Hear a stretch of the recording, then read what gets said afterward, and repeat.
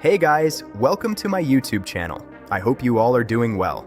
This is The Silent Witness, your gateway into the shadows of real stories. Here, we uncover chilling crimes, untold mysteries, and the truths that most people never see.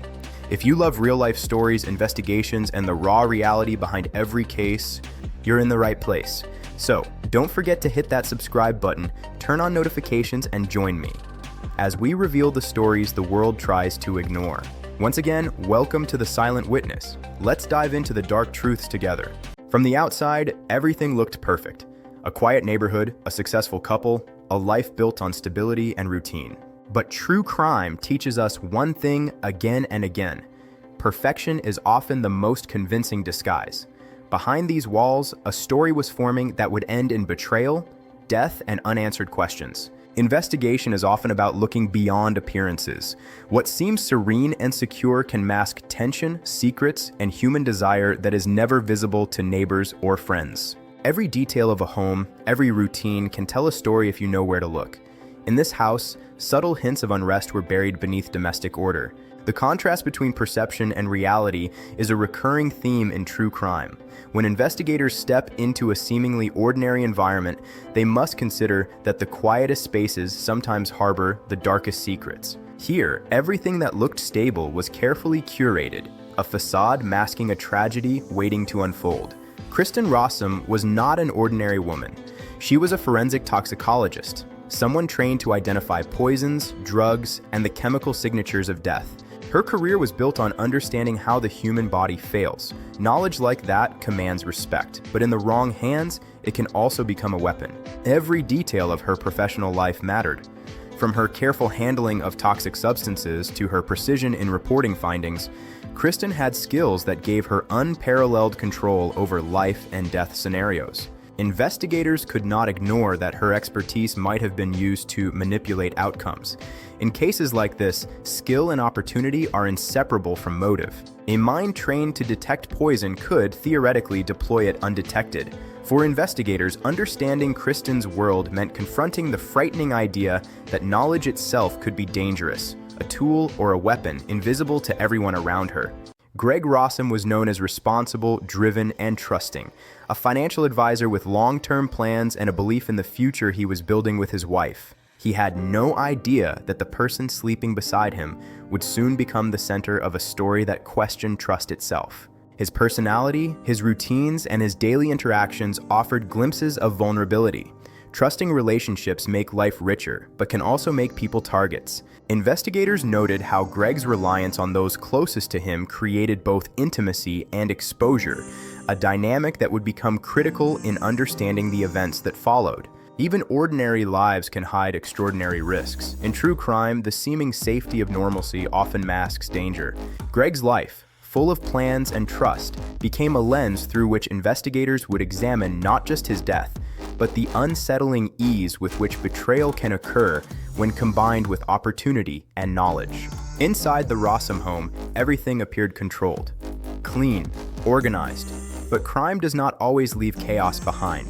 Sometimes it leaves silence, and sometimes the quietest rooms hold the darkest secrets. Investigators often examine domestic spaces as extensions of personality.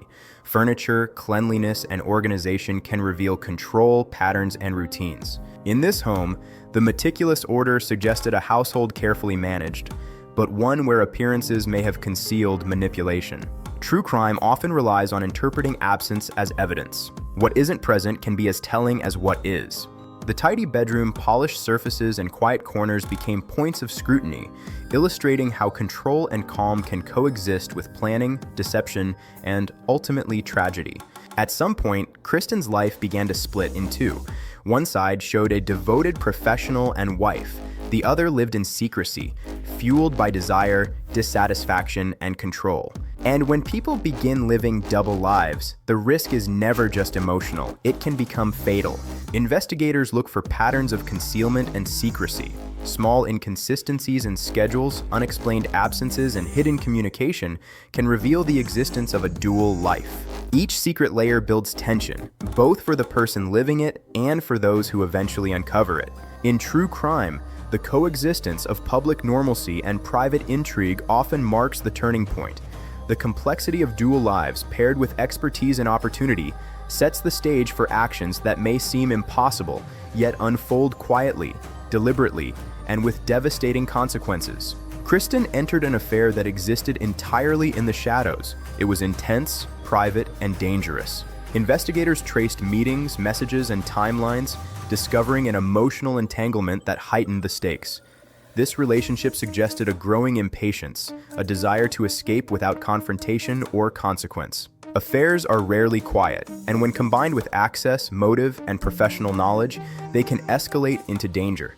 This was not just betrayal, it was strategic positioning, a possible incentive for unthinkable actions. In cases like this, investigators must untangle emotions from motive. Here, desire intersected with opportunity, creating a perfect storm that could tip ordinary tragedy into calculated murder. Money leaves traces, sometimes more revealing than fingerprints. Investigators traced insurance policies, bank transfers, and coverage increases. The timing was striking. Months before Greg's death, coverage had been increased, making Kristin the sole beneficiary. On paper, nothing was illegal, but when combined with her secret affair and lab expertise, a troubling pattern emerged. True crime often revolves around patterns, repeated decisions, coincidences, and alignments of motive and opportunity. Each document became a piece of evidence, each page an insight into intent. The insurance trail was subtle, almost invisible, yet it pointed toward a narrative increasingly hard to ignore. A calculated alignment of personal desire, financial gain, and deadly knowledge. Greg Rossum's final hours were reconstructed piece by piece. The bedroom, calm and orderly, betrayed nothing of what had occurred. There were no signs of struggle, no disorder, no obvious evidence. Investigators focused on subtleties, pillow indentations, hand positions, and the absence of disturbance around the bed. In true crime, silence often speaks louder than noise. The scene told a story of trust exploited. Every routine, every domestic detail became critical. Small patterns emerged, suggesting methodical intent, careful planning, and a chilling awareness of how death could appear natural in the hands of someone who understood the science behind it. When paramedics arrived, the scene remained silent and composed. No trauma, no forced entry, only a body and the eerie calm of death. To first responders, this was shocking precisely because it defied expectation. Most deaths leave evidence. Here, nothing was obvious. Investigators later considered every movement, every observation, and even Kristin's composure. Silence became evidence itself. Control and calm, when paired with motive and opportunity, revealed an unsettling potential. Death had arrived gently, but investigators sensed the calculated precision behind it. The autopsy revealed nothing definitive. No disease, no injury, no poison detected. The cause of death was ruled undetermined. For most cases, that would be the end. But for Greg's family, the lack of answers was more disturbing than any diagnosis. Greg had been young, active, and full of plans. The silence left behind by the autopsy created suspicion. Questions began to grow where certainty should have existed. How could a healthy man simply die in his sleep without explanation? And why did the person closest to him seem almost too prepared for that uncertainty? The absence of proof became as significant as any evidence. Investigators returned, piecing together small circumstantial clues. Financial records, insurance policies, and personal correspondence were examined repeatedly. Kristin's access to lethal chemicals at work, combined with her affair, her expertise, and the timing of policies, painted a troubling pattern. True crime often relies on assembling indirect evidence into a coherent story. Here, every detail, however minor, added to the narrative of premeditation. Absence of violent evidence did not preclude intent. It highlighted sophistication. A crime meticulously executed leaves no trace, but leaves investigators following threads that eventually converge. The investigation expanded into her professional environment. Every vial, every reagent, every chemical she had handled was considered. Knowledge itself was a weapon. The lab was no longer neutral. It was both her workspace and a symbol of potential danger. Investigators imagined how access, combined with understanding of metabolism and detection limits, could have been exploited. True crime is rarely about brute force. Sometimes it is about precision, patience, and knowledge. And here, those qualities were terrifyingly present. In court, these threads converged. Financial motives, the affair, and professional access were presented alongside expert testimony about poisons that leave no trace. The jury had to reconstruct invisible actions into a logical sequence. The courtroom became a stage where the invisible became visible, where the absence of evidence was itself evidence. Arguments focused on patterns, timing, and intent. Knowledge, when combined with opportunity and desire, became central to the prosecution's case. Even after conviction, the story did not end.